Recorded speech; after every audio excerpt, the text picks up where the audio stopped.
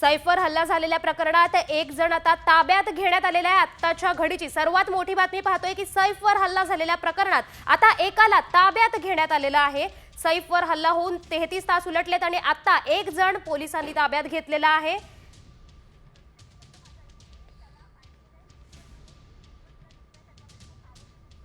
आता हे जे आपण व्हिज्युअल्स पाहतोय त्यामध्ये आपल्याला सैफवर हल्ला करणारा आरोपी दिसतोय आणि आता एकाला या प्रकरणात ताब्यात घेण्यात आलेलं आहे। सैफवर हल्ला होऊन जवळजवळ 33 तास उलटून गेलेले आहेत आणि आता या प्रकरणात एक अपडेट समोर येते। या प्रकरणात आता एका जणाला ताब्यात घेण्यात आलेला आहे। सैफवर हल्ला करणारा आरोपी आपल्याला दृश्यांमध्ये दिसतोय, तो पळ काढताना आपल्याला दिसून येतोय।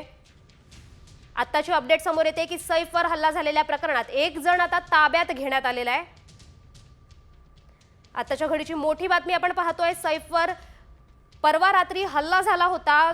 जवळजवळ 1:30च्या सुमारास हा हल्ला झाला होता आणि त्यानंतर आता 33 तास उलटून गेलेत आणि यानंतर आता एका आरोपीला या प्रकरणात ताब्यात घेण्यात आलेला आहे आणि तो आरोपी कोण आहे त्याची दृश्य आपण साम टीव्हीवर पाहू शकतोय। सैफवर हल्ला करणारा आरोपी पळ काढताना या दृश्यांमध्ये दिसून येतोय।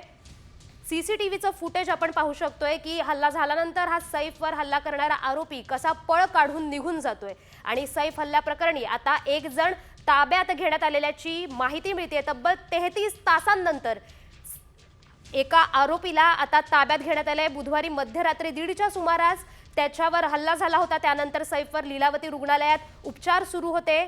त्याच्यावर न्यूरो सर्जरी पार पडली, कॉस्मेटिक सर्जरी पार पडली आणि आता 33 तासांनंतर सैफवर हल्ला झाल्याच्या 33 तासांनंतर एका आरोपीला ताब्यात घेण्यात आलंय। बुधवारी मध्यरात्री 1:30च्या सुमारास सैफवर हल्ला झाला होता। त्यानंतर लीलावती रुग्णालयात त्याच्यावर सर्जरी झाली आणि त्यानंतर आता सैफवर हल्ला झाल्या प्रकरणी एका आरोपीला ताब्यात घेण्यात आलेलं आहे। सैफवर हल्ला करणारा आरोपी आपण दृश्यांमध्ये पाहू शकतोय आणि हा आरोपी तिथून पळ काढताना दिसून येतोय।